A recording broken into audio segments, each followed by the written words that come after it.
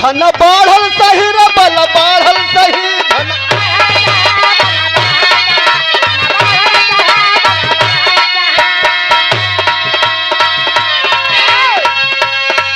धन बाढ़ल सही रे बल बाढ़ल सही धन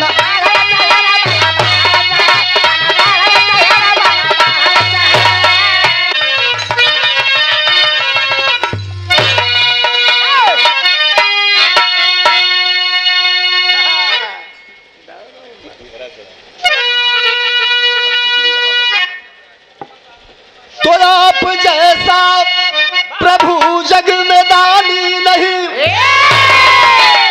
मात्र जिसके लिए भस्म जिसका बसन,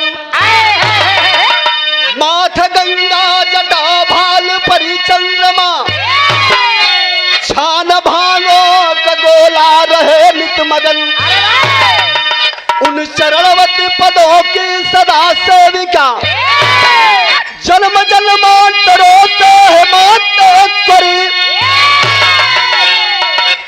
जिनके मुंडों की माला सुशोभित गले,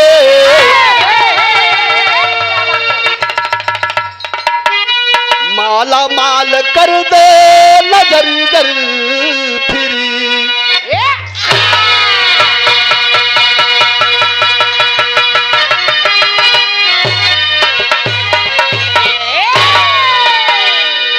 भगवान भोलेनाथ जेके चहलन त बड़ी तरक्की करा देलन और जेके ना चहलन तक जमीन पे ला देलन। एक लाइन गजल का अंदाज हो मास्टर साहब कैसे?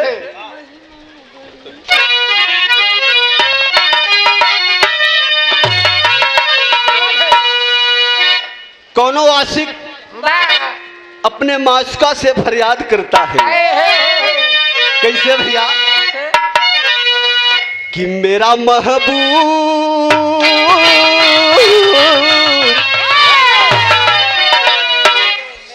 मेरा महबूब मेरे साथ बड़ा काम किया, मेरा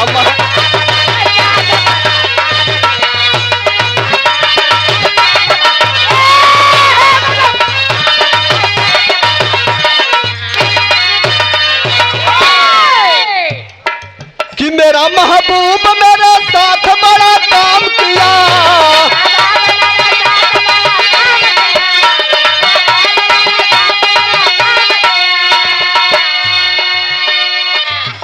मेरा महबूब मेरे साथ बड़ा काम किया, काम किया, काम किया।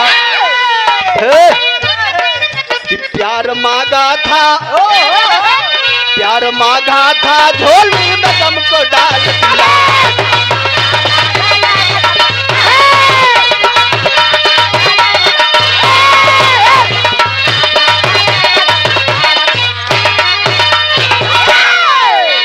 राम गरीब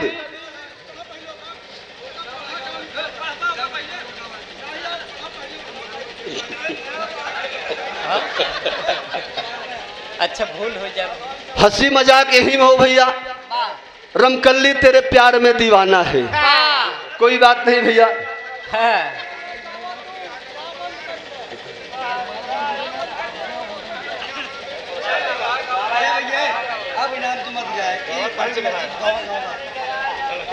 हम कहते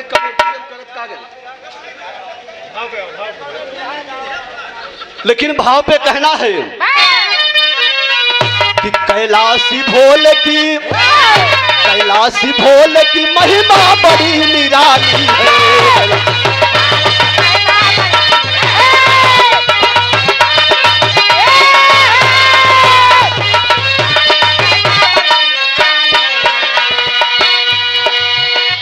कैलाशी भोले की महिमा बड़ी निराली है,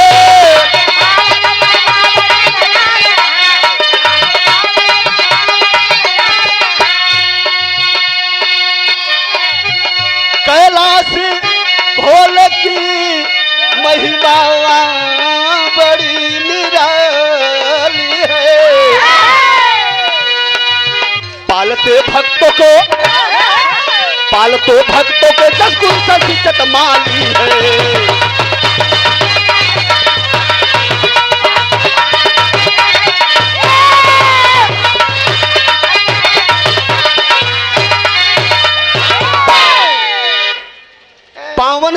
कैलाश कितनी निर्मल हो, भक्ति हो भगवान भोलेनाथ के। अरे वाह सिंघल में बच क्या हुआ। वाह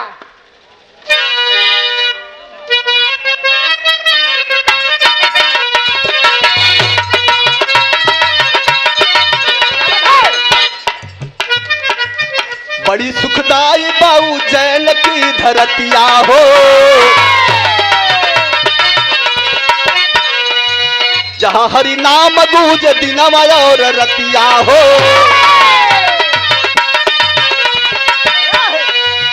पावन रीत सुरात्रि वाला आइल बा, जलाभिषेक कर मनवाई ललचाइल बा। उसी नगरी में एक शिकारी का बसेरा था, उसी नगरी में एक शिकारी का बसेरा था, उसी नगरी में एक शिकारी का बसेरा था। शिकार खातिर हरदम करता हेरा फेरा।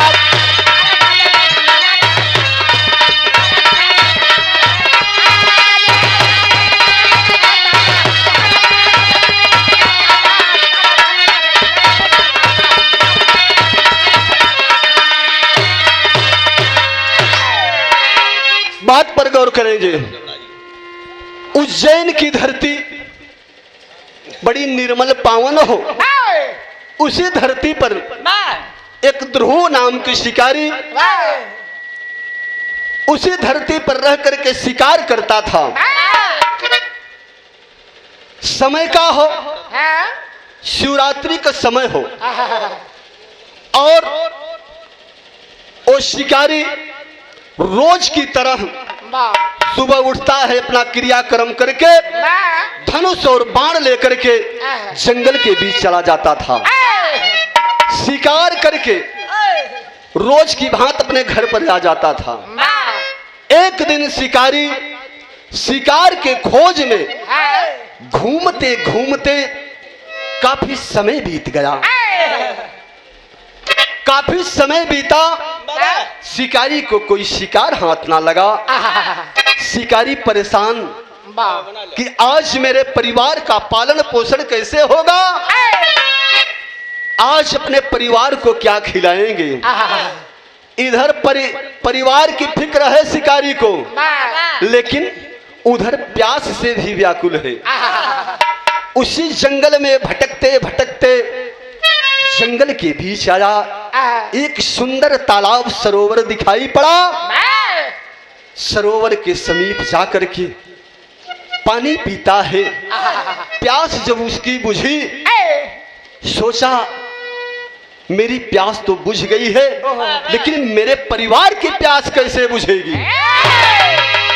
ए भैया, उसी सरोवर के समीप एक बेल का वृक्ष था। शिकारी सोचा कि इसी बेल के वृक्ष पर चढ़ करके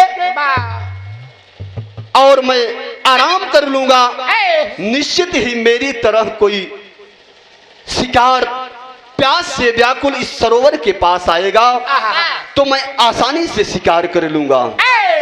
ए भैया, यही सोचत हो, गीत लगल।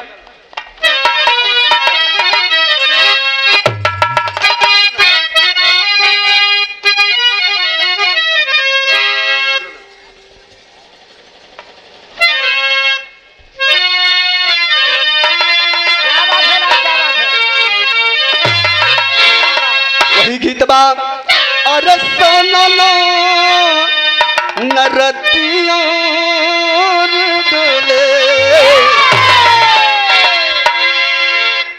अरे सनना नरतिया डोले, बहे जब पवनवारा,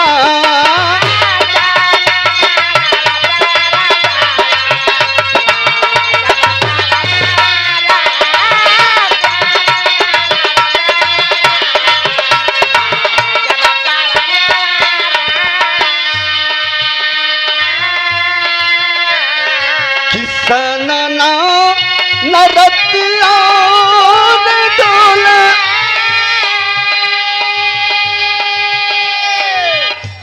अरे बहे ला पवनवा राम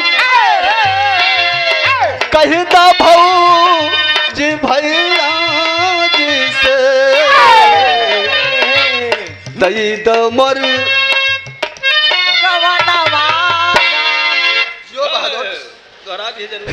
टाइगर आशीष पाल सुनहरा तिलोरा मछली शहर राष्ट्रोदय पार्टी संगठन प्रदेश सचिव 11 TV crime bureau chief Jaunpur Ashish भैया की तरफ से 500 रुपए का पुरस्कार हो।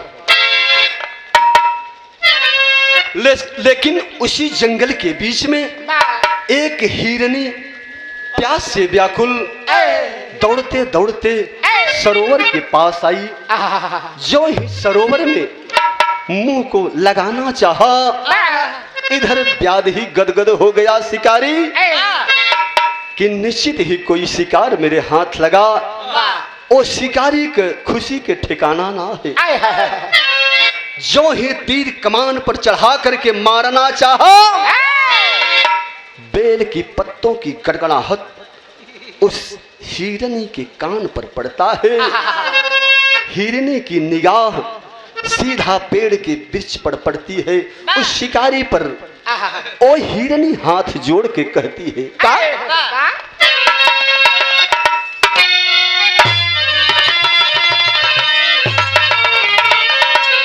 कि हथवा के जोड़ी हिरनी बोली तवने छलावारा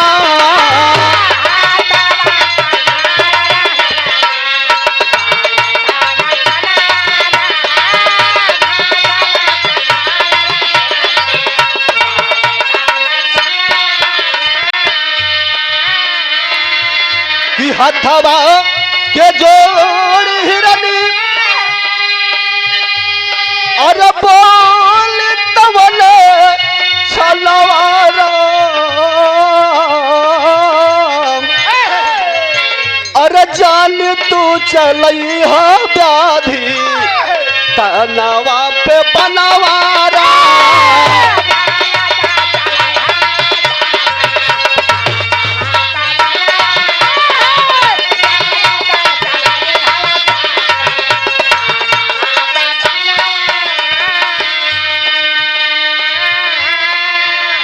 शिकारी ऐ व्याधि मेरे तन पर बाण मत चलाओ, मेरी बात को सुनो।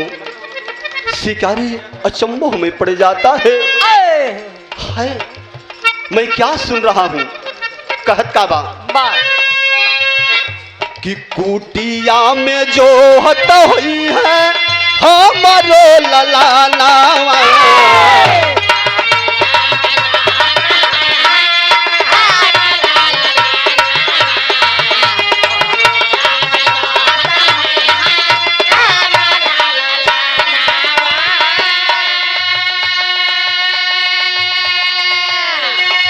राम आश्रय यादव अध्यक्ष महोदय, आपके तरफ से 100 रुपए का पुरस्कार चौड़ों में कोर्ट से प्रणाम है।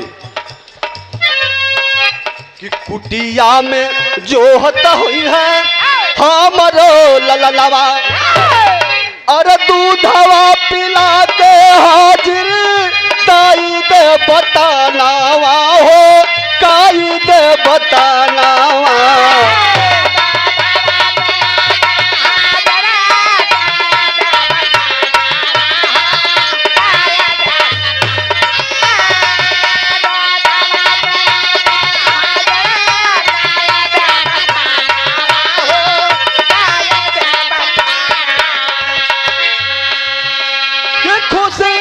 खुश झेलब तोहरे और धनु ही के बलवारा और जाना तू चलई हा व्याधि तानवा पे बनवा।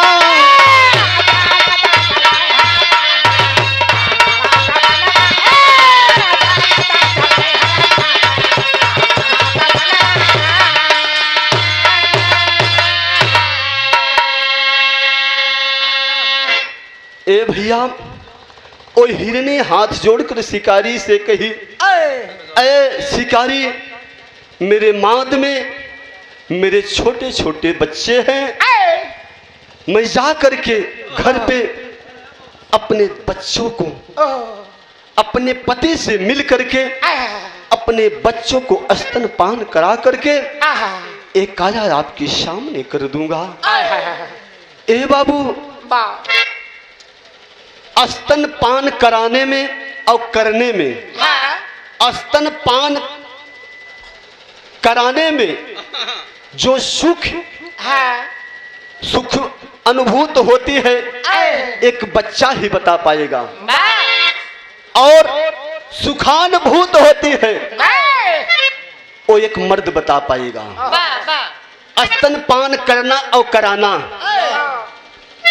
व्याधि से हाथ जोड़कर हिरनी कहत हो। गीत लगल भैया का।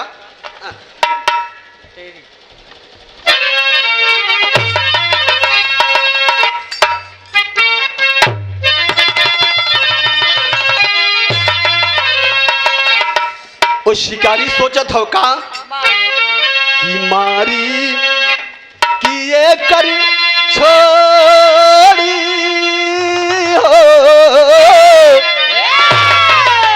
मारी कि ये कर छोड़ी जनवा, व्याधि पान चढ़ा के सोचे पर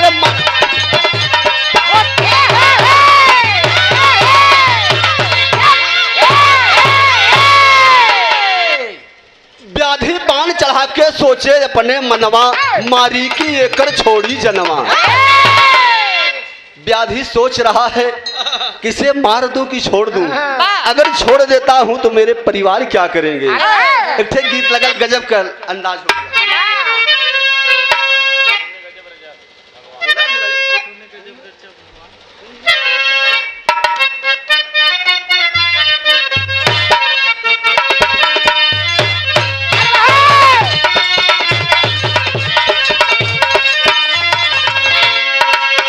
वही गीत हो कि तूने अजब रचा भगवान,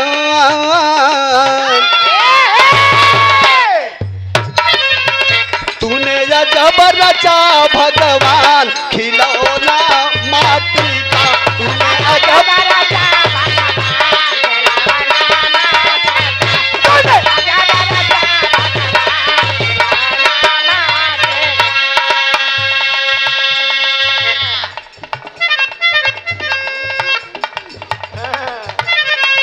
आदरणीय आप बिरहा जगत के बड़े ही सुंदर कलाकार। बिरहा जगत में जब हम कदम रखे हैं, हमारे आदरणीय मंच पे मंचासीन हैं टिकरा के पावन सरजमी से हरिलाल यदुवंशी जी। आप खड़े हो गुरुजी, हम स्वागत करना चाहते हैं। इन्हीं के द्वारा बिरहा जगत में ये बालक आज गा रहा है, आप सब लोगों का आशीर्वाद है।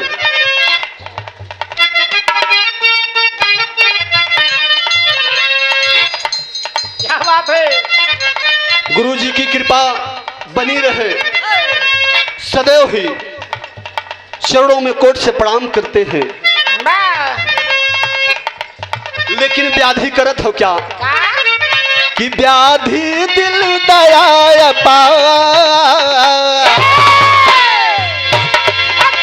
व्याधि दिल दया पार, यार ना मारूंगा व्याधि दिल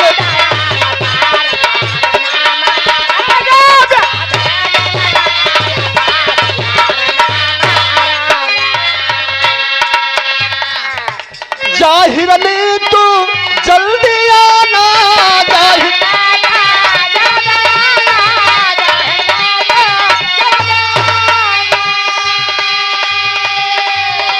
ना करना तू कोई बहाना, ना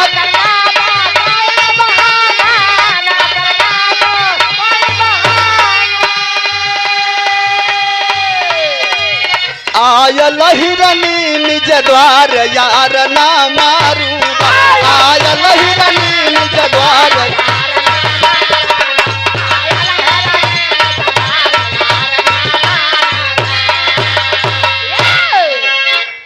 ए भैया, ओ हिरनी उस शिकारी से कह करके कि मैं जा रहा हूं, मैं जा रही हूं, अपने अपने दोनों छोटे बच्चे को अपने पति से मिलकर के एक काया आपके सामने होगी। शिकारी मन ही मन मुस्कुरा रहा है,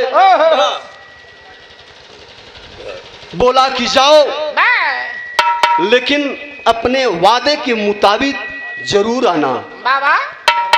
हिरनी भैया मुरारी हाथ जोड़ करके वहां से चल देती है।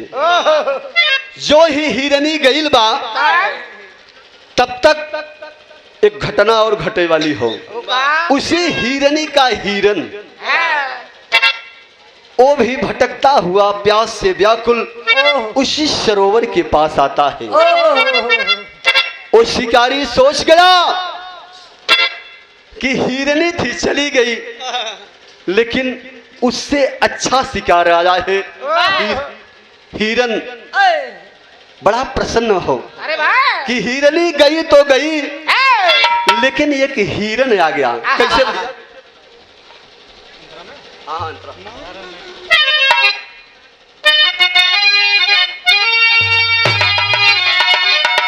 कि बैठ डारे व्याधि सोच मनवा, अब पानी पिया आयल हिरनी के।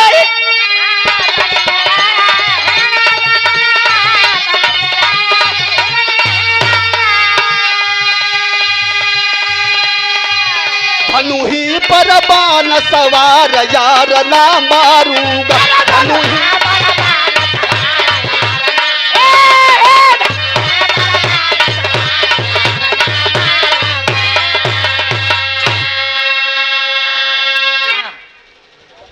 भैया।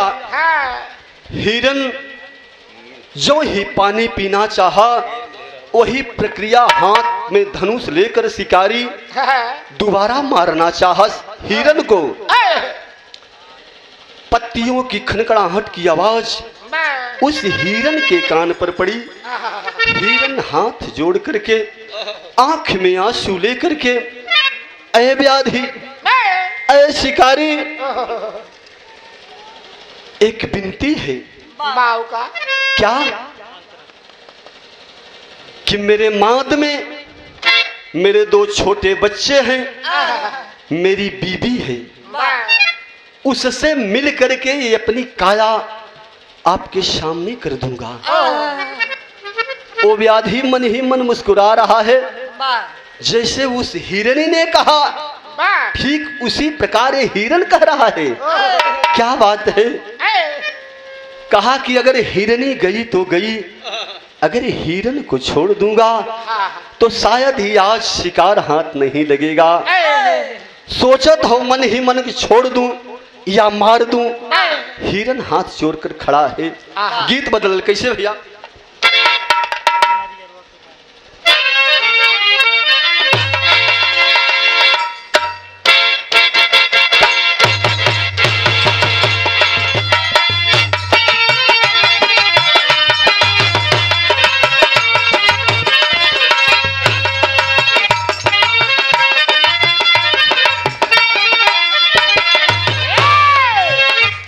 व्याधि को दया आई, कहा ठीक है आप भी चले जाइए, लेकिन अपने वादे के मुताबिक जरूर आना। क्या बात है? हिरन भी वहां से चल देता है। गीत लगल कि तेरे नरियरवा के बारी, अरे तेरा नरियरवा के बारी, ऊपर शाम गेला लगादा।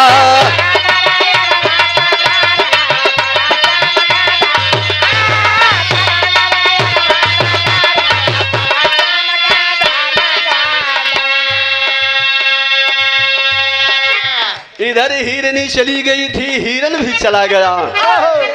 1 घंटा 2 घंटा बीता और शिकारी पेड़ पर धनुष और बाण लेकर बैठा हुआ है।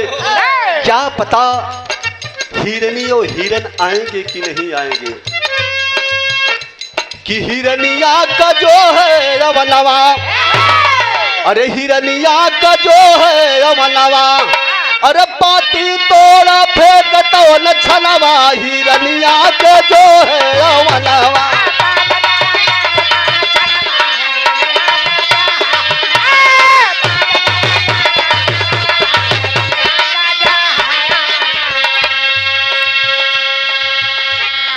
शिकारी उसी बेल के वृक्ष पर बैठा है, टाइम पास कर रहा है। धीरे धीरे बेल की पत्ती एक एक तोड़ करके नीचे जमीन पर फेंक रहा है, अपने समय को व्यतीत कर रहा है। एक एक पत्ती तोड़ करके नीचे फेंक दे रहा है, इंतजार कर रहा है कहीं हिरन और हिरनी आ तो नहीं रहे हैं कि आयल न हिरनी होवे चाहे दरिया आयल।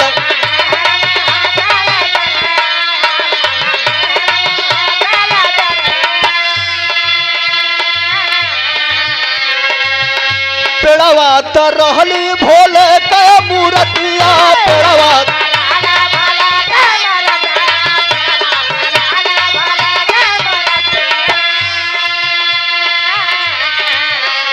हिरनिया का जो है रवनवा अरे हाथ लिए धनु ही बनवा हिरनिया का जो है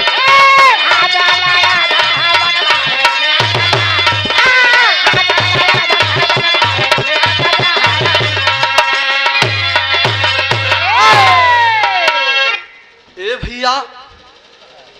हिरनी और हिरन को इंतजार करते करते एक एक बेल की पत्ती तोड़ तोड़ उसी जमीन पर गिरा देता है।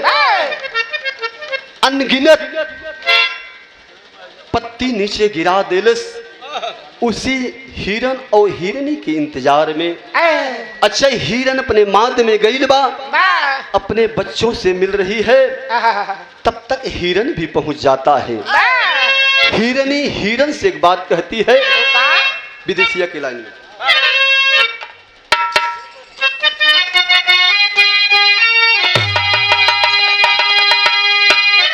कि बोलल बा हिरनवा तब हिरनी से बतिया हो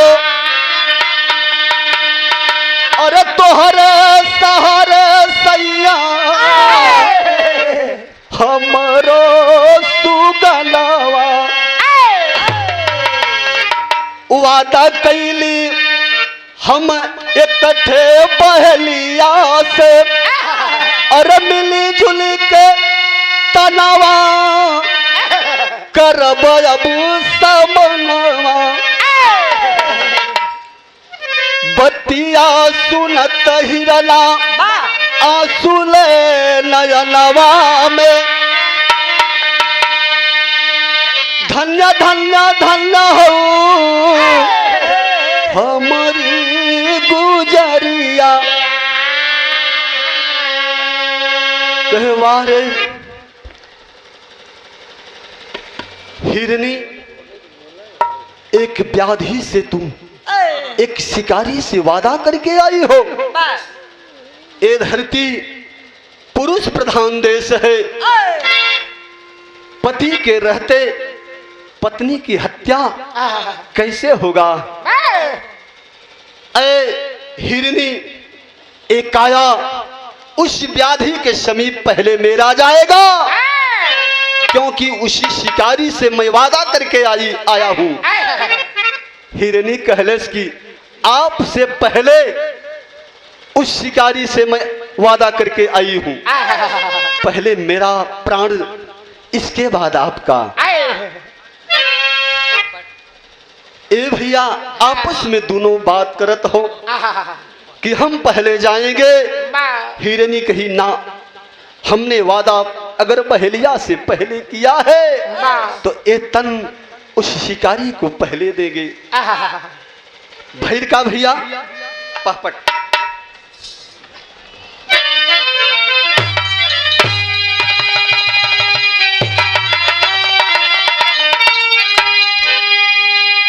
अरे इधर पहलिया सोचे नजर पसारी गलती भारी भे और हाथ मलत बैठ बेल की डारी गलती भारी भे।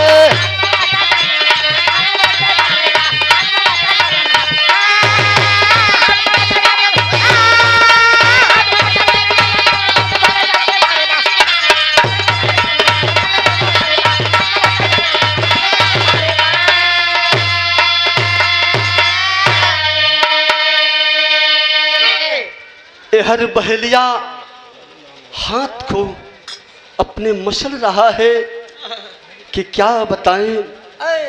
दो शिकार हाथ लगा था, आज दोनों निकल गए।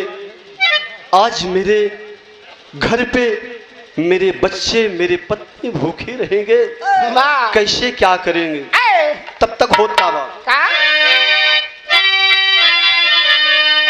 अरे पहुंची हिरनिया कहे बहलिया तन पे बाढ़ चलावा हो और ले शिकार हाथों में अपने इच्छा जब पुरावा हो। अरे शिकारी एक काया तेरे सामने है, तू शिकार कर ले, धनुष बाण पर चढ़ा करके मार दे मुझे। तब तक हिरनी के पीछे दौड़ता हुआ हिरन आया। अरे शिकारी पहले मेरे तन पर बाण चलाओ, मेरे रहते में हिरनी पर बाण नहीं चला सकते। वही बात हिरनी कहती है कि मेरे रहते में हिरन पर बाण नहीं चला सकते।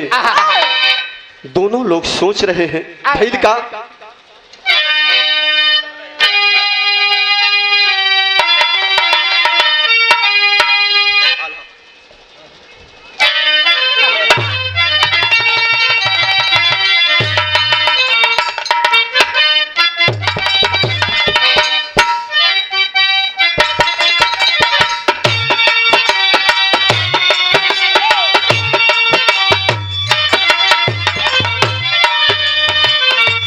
हिरन के आवाज सुन के कापेला बहलिया बाबू।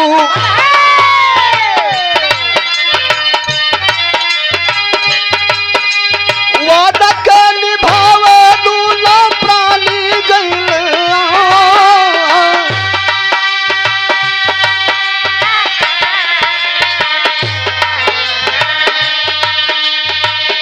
धन्य रे धरतिया जवन तिहलिया हरवा बाबू।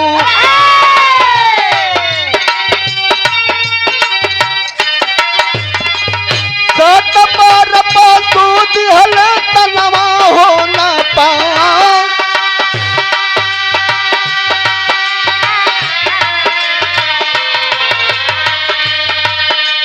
सोचेला शिकारी अब पर रही है शिकरवा बाबू।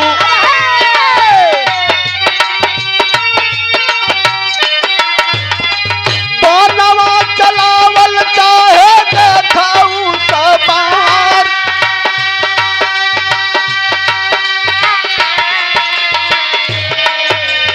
थर थर कांपे लागल व्याधि के शरीरिया पंचो।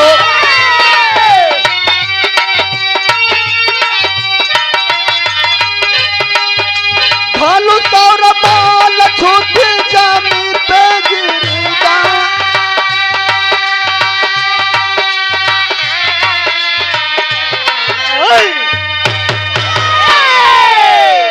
ए भैया जो ही हिरन और हिरनी सामने पड़ते हैं, आज धनुष पर प्रत्यंचा चढ़ा के खड़ा है मारने के लिए।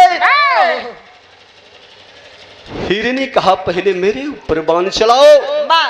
हिरन कहा नहीं, ए प्राण प्रिय मेरे रहते में आपको कैसे मार सकते हैं। और शिकारी सोचता है कि दोनों के विचार विमर्श में कहीं दोनों भाग जाएं, आज मेरे हाथ कुछ ना लगे। सोचता हुआ जो ही कमान तीर पर चढ़ाना चाहा, थर थर थर थर गन गन गन गन गन गन कांपने लगे। हाथ से धनुष और बाण नीचे गिर जाता है। ए बाबू जो ही नीचे गिरा, शिकारी पेड़ पर से नीचे कूदता है, धनुष को बाण उठाना चाहा। तब तक हुआ क्या सदर में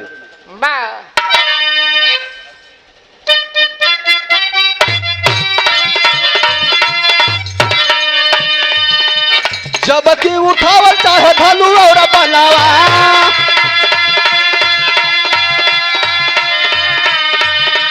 बोला गया पिंडी गया हाथे में धरा।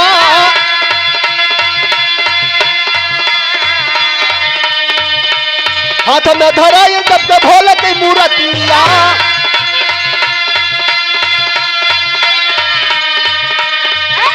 रोवलियो व्याधिया बगल लपटा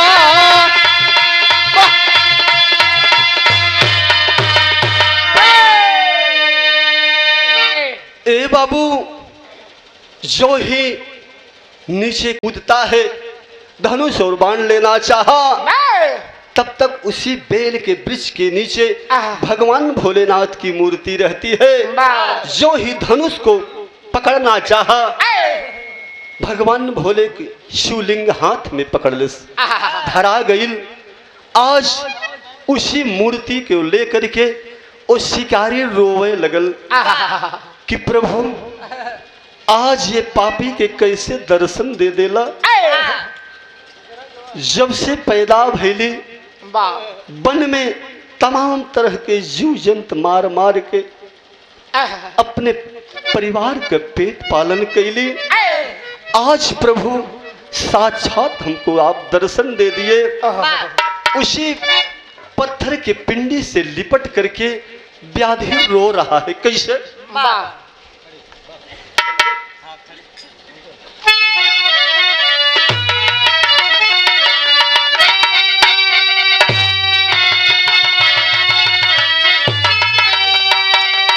कि हथवा के जोड़ी निरलय लल से भरी काहे दिहला दरसनवा हो भोला लहर।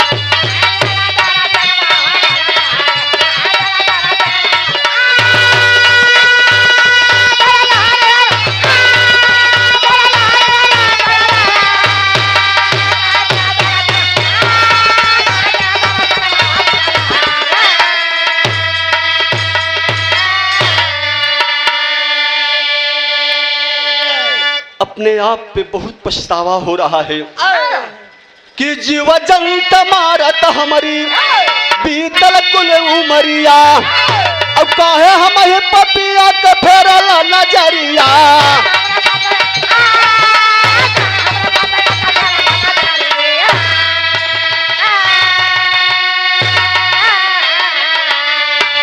कि भक्ति कैले तोहरो ऊपर दाया बकरी काहे दिहला दरसनवा ये भोला लहरी।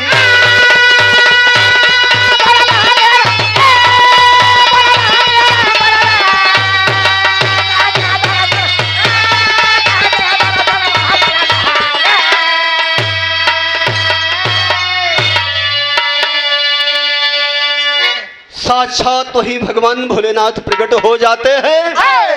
कहें ऐ व्याधि कुछ वरदान मांगना चाहते हो तो मांग लो। व्याधि मांग क्या रहा है? कहे भगवान व्याधि मांग कुछ मगनवा अब बोलल बा बहलिया चाही प्रभु जी चरणवा। ध्रुव महर्षि भइल जान दुनिया सगरी काहे दिहला दरसनवा ये भोला लहरी। कहे ध्रुव आज से आपको ध्रुव नाम से जानेंगे। कहे प्रभु मेरा तरन तारे कैसे होगा? बताते हैं कि गुहा नाम दे के तब बोले त्रिपुरारी और श्रृंगबेरपुर में लया पला दिनवा गुजारी। विष्णु बने हैं राम जब की आई सुबह घड़ी काहे दिहला दरसनवा ए भोला लहरी। कहे आज से आपका नाम गुहधर था और जा करके सिंहबेरपुर की धरती पर वास करो। समय आएगा भगवान राम साथ में जनक नंदिनी और लक्ष्मण वहां पर जाएंगे, दर्शन देंगे और आप केवट के रूप में आप प्रभु को पार करेंगे, आपका तरन तार हो जाएगा। यही हमारे गाने का कहानी रहा, समाप्त हुई।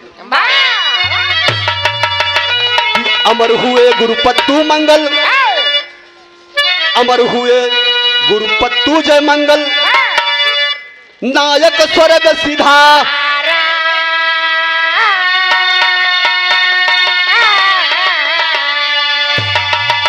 अरे गुरुआ क्या से गुरु सुदामा, अरे अपनी कलम सवार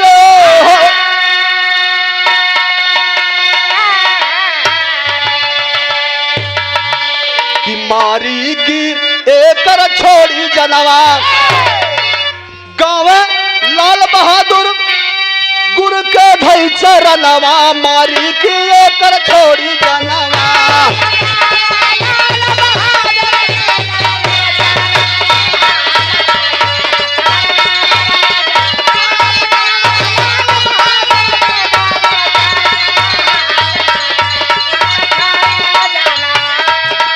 जन्म जन्म का साथ है हमारा, तुम्हारा तुम्हारा